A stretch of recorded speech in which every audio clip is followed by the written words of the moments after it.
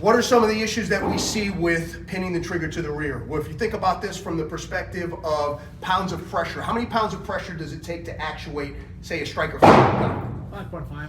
About 5.5, about 5.5 pounds of pressure. How many pounds of pressure does it take to hold that same trigger to the rear?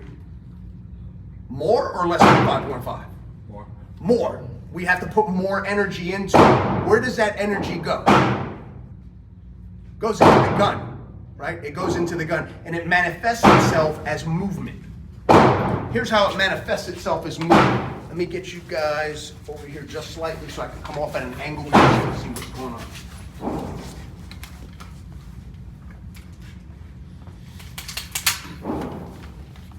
There's two ways that it manifests itself as movement. The first way is when I'm jamming on the trigger, I know I want to pin it to the rear, and I'm holding that in place. You see what's happening to the muzzle of the gun? It's actually pressing downward. So we get those inline shots, but they're locked straight down underneath the desired target area. The other way that this manifests itself is actually in the muzzle coming upwards. Why? When we think of this being good and holding this to the rear, excuse me, we think of this being even better, right? Because we're trying to hold everything in place, and that ends up happening. So with a lack of pressure on the front strap, we actually allow the muzzle to rise, and it stays in that position until we make a correction, okay? So those are the two ways that it can manifest itself very negatively. So my recommendation is don't pin the trigger. Always go to the prep. If you absolutely can, go to the prep. If we are long-time trigger pinners, how can we go about, what's the worst way we can go about trying to fix this? By telling ourselves what? Just don't do it. Just don't do it. Just don't do it. If you sit there and tell yourself, don't pin the trigger, don't pin the trigger, don't pin the trigger, bang, what do you think you're gonna end up doing? Why? What's the last thing that you told yourself? Pin the trigger. That's the last thing your mind and your brain actually heard was pin the trigger. So instead of giving or feeding your brain what you do not want it to do, I want you to feed your brain what you do want it to do, which is get to the prep as soon as you can. Gun goes off, get to the prep. What's your finger now gonna do? Your finger's gonna come off the trigger and back to the prep point immediately. So if you want to kind of condition yourself out of this, talk to yourself and tell yourself, get to the prep immediately. So actually take your finger off? Absolutely. Absolutely. There's nothing wrong with that whatsoever. And we've already proven that in the trigger controlled speed drill. The trigger controlled speed drill, what did we start out with? We started out with no definitive pressure on the trigger, just our finger right under the trigger, holding the gun still, and we were getting within 0.28 and 0.3 on the head box out to what? Where did we go, the 10-yard line? 10-yard, yeah. Right? We're sitting there literally slamming through the trigger, and we're getting head box shots at 10 yards.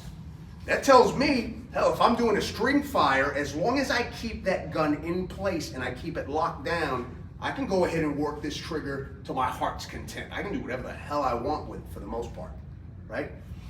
There are two schools of thought out there. I am not a permanent resident of either camp.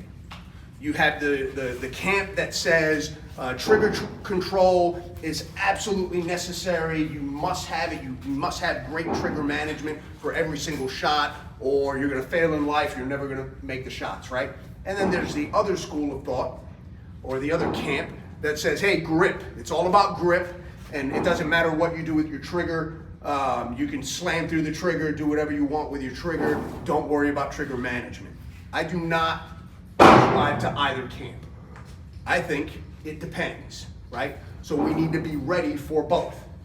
Why would it depend? Obviously, if we have a freestyle grip on the gun, again, we've already proven that if we have a freestyle grip on the gun, we can do pretty much whatever we want with the trigger. Where does trigger management actually start coming into play, and does it actually matter? Transition. Position shots. A precision shot is one, yeah, absolutely. So trigger management in a freestyle grip out to 15, 20, maybe even 30 yards may not matter all that much. But guess what? When we go from a target size this big to a target size that big, would trigger management now start to come into play? Yes, it would. So for precision shots, it may make a difference, even if in a freestyle grip. But where the rubber really meets the road with trigger management is in one-handed shooting. Okay? If you're shooting one-handed and you don't have that support side pressure, if you're shooting on your support side and you don't have anything whatsoever to brace the gun up, you best believe your trigger management is going to make a difference to a certain extent. Is that realistic, worrying about shooting one-handed? Yes. Yeah, absolutely, absolutely. Just from a personal protection standpoint, you know, somebody said it earlier, the whole idea of working on your eye dominance or forcing yourself out of your eye dominance. What if you take a shot to the eye, your dominant eye? Now you got to work from your dominant eye. Same thing with shooting one-handed. What if you take a shot to one of your arms? You don't have a choice. You don't want this to be the first time that you're doing this, and now you're having to figure it out. Now you're like, can I really do this? That doubt starts to seep in.